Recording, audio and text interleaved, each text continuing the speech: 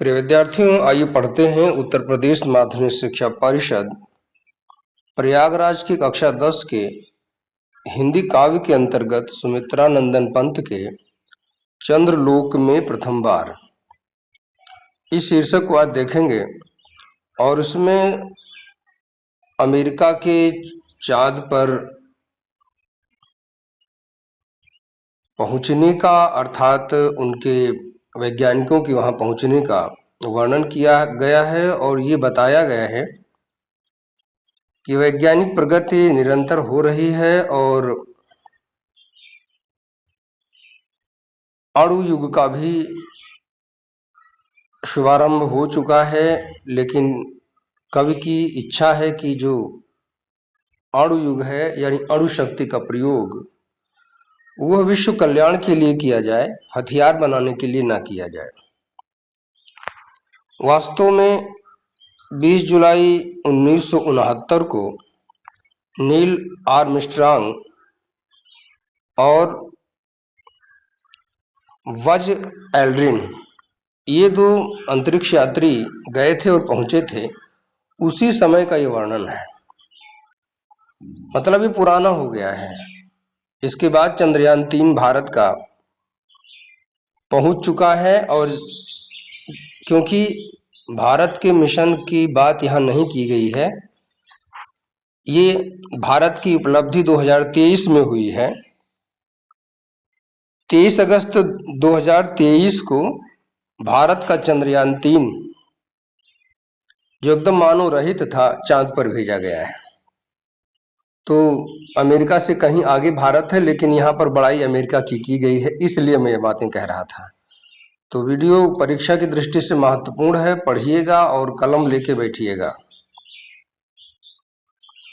यहाँ से आए तो आपका एक भी नंबर कटना नहीं चाहिए, ये मैं चाहता हूँ। वीडियो देखते हैं, लाइक नहीं करते हैं, भूलें ना। थोड़ा ही देखने के बाद लाइक जरूर कीजिए, क्योंकि बाद में भूल जाते हैं, अपने काम में व्यस्तता होती है, तो थोड़ा इसका भी ध्यान रखिए। मेहनत की तो कुछ न कुछ प्रशंसा होनी ही चाहिए और मित्र बंधुओं में शेयर कीजिए। चलिए पढ़ते हैं। चंद्रलोक में प्रथम बार मानव ने किया पदार्पण, छिन्न हुए लो देश काल के दुर्जय बाधा बंधन। दिग्विजयी मनसुत निश्चय यह महत ऐतिहासिक क्षण, भू विरोध हो शांत निकट आए सब जन। युग युग का पौराणिक स्वप्न हुआ मानव का संभव, समारंभ शुभ नए चंद्र युग का, भू को दे गौरव। इतने की व्याख्या समझ लेते हैं। प्रथम बार का अर्थ आप समझते हैं, पहली बार। पदार्पण करना अर्थात उतरना, पैर रखना। छिन्न हुए अर्थात टूट गए, यानी कि जो पहले भ्रांतियां थी चंद्रमा के बारे में, जो अनेक काल्पनिक कथाएं थी, आज उनकी सच्चाई सामने आई। दुर्जय अर्थात असंभव, बाधा यानी बाधाएं और बंधन अर्थात समस्याएं। जो असंभव माना जाता था वो संभव हुआ। दिग्विजयी सभी दिशाओं में विजय प्राप्त करने वाला मनसुत मनुष्य अर्थात मानव। ध्यान दीजिए, 10 दिशाओं का उल्लेख हुआ है टोटल, तो उनमें से ऊपर और नीचे को भी गिना जाता है। 4 दिशाएं 4 होती हैं, चारों के 4 कोण होते हैं और नीचे और ऊपर मिलाकर के 10 दिशाएं होती हैं। इसलिए दिग्विजयी मनुष्य ऊपर यानी अंतरिक्ष तक जाने का अधिकार रखता है। बात समझ रहे हैं? निश्चय अर्थात संकल्प, महत केवल ऐतिहासिक क्षण, अति महत्वपूर्ण पल, इतिहास में लिखे जाने योग्य पल। भू विरोध आपस में देश देश के बीच के झगड़े, यानी कि जमीन के विरोध। यहाँ भू विरोध का मतलब है देश देश के झगड़े। निकट आए अर्थात दोस्ती बढ़ाएं, सब जन सभी लोग। देशों की बात तो आप जान ही रहे हैं। पौराणिक स्वप्न, बहुत पुराने समय से देखा गया एक सपना। समारंभ यानी कि शुभारंभ चंद्रयुग का अर्थात चंद्रमा पर उपलब्धि का, गौरव अर्थात सम्मान। अब इतनी की व्याख्या समझते हैं।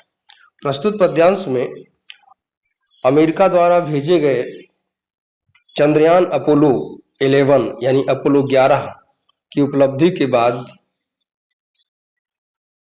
पूरे विश्व को उसकी बधाई देते हुए और वैज्ञानिक प्रगति का उल्लेख करते हुए पंत जी कह रहे हैं, आज मनुष्य ने पहली बार चांद पर कदम रखे हैं और उसके चांद पर पहुंचते ही चांद के विषय में जो वहां पर पहुंचना असंभव बताया जा रहा था, उस असंभव स्थिति के जितने भी बंधन थे टूट गए।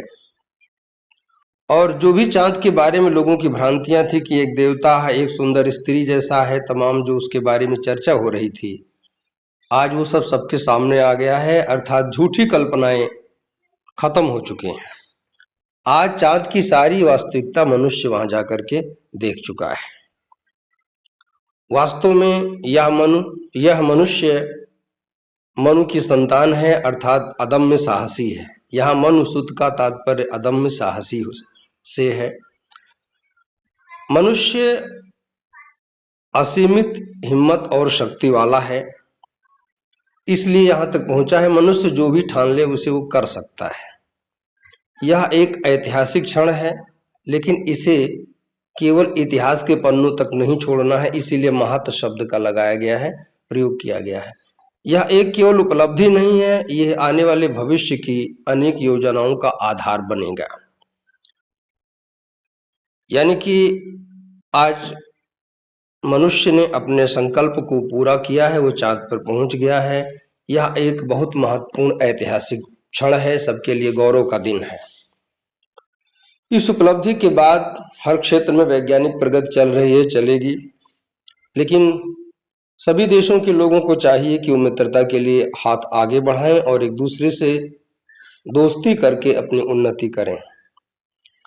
युगों युगों से पुराणों और अनेक कहानियों में जो बातें कही गई थी कि भाई चांद पर भी लोग पहुंच सकते हैं, जो पहले केवल संभावनाएं थी, आज बहुत प्राचीन काल से देखा गया चांद पर पहुंचने का सपना साकार हो चुका है। अर्थात उसे संभव बनाया गया है। जो असंभव लगता था उसे संभव कर दिया गया है। यह चंद्रयुग का शुभारंभ धरती के सभी देशों को सम्मान प्रदान करे, मनुष्य की विकास का एक आधार बने। थोड़ा सा इसका काव्य सौंदर्य समझ लेते हैं। रस की बात करें तो वीर रस का अनुभव है, अर्थात वीर रस ही लिखा जाएगा। छंद की बात करें तो इधर जितने भी छंद आपको मिलेंगे मुक्त तुकांत मिलेंगे। उनका नाम कोई नहीं है, सबको मुक्त तुकांत लिखा जाता है। अलंकार की बात करें तो स्वभावोक्ति अलंकार है और दृष्टांत अलंकार है।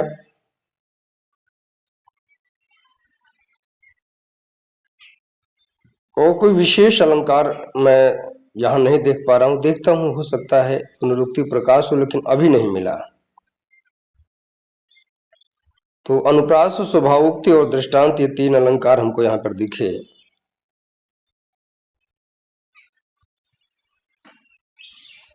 रस हुआ, छंद हुआ, अलंकार हुआ। भाषा की बात करें तो शुद्ध खड़ी बोली, शैली की बात करें तो प्रवाहमयी शैली है, गुण ओज है और शब्द शक्ति लक्षणा है। अगला पद्य समझते हैं। फहराए ग्रह उपग्रह में धरती का श्यामल अंचल, सुख संपद संपन्न जगत में बरसे जीवन मंगल। अमेरिका सोवियत बने नवदिक रचना के वाहन, जीवन पद्धतियों के भेद समन्वित हों विस्तृत मन। अणुयुग बने धरा जीवन हित, स्वर्ग सृजन का साधन। मानवता ही विश्व सत्य, भूराष्ट्र करें आत्मार्पण। इतने की व्याख्या समझ लेते हैं। अमेरिका, आप जानते हैं अमेरिका एक देश, और सोवियत यानी कि रूस ने भी अपना सहयोग दिया था उस चंद्रयान को पहुंचाने में। दोनों देशों का सहयोग था, इसलिए इन दोनों का उल्लेख हुआ है। नवदिक एक नई दिशा की रचना, अर्थात उपलब्धि के वाहन अर्थात नेता, अगुआ। यहाँ वाहक होना चाहिए था, अच्छा चलता, लेकिन काव्य की दृष्टि से वाहन तुकबंदी है।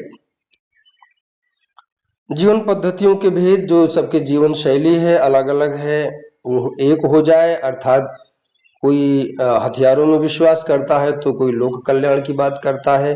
कवि चाहता है कि दोनों सोच वाले लोगों की जो भावना रखने वाले देश हैं, अर्थात सबके कल्याण की बात सोचने वाले देश और हथियारों का सृजन करने वाले जो राष्ट्र हैं, इन सबकी भावना एक जैसी हो जाए और मन विस्तृत हो, सबके मन सबके कल्याण की बात सोचने वाले हों।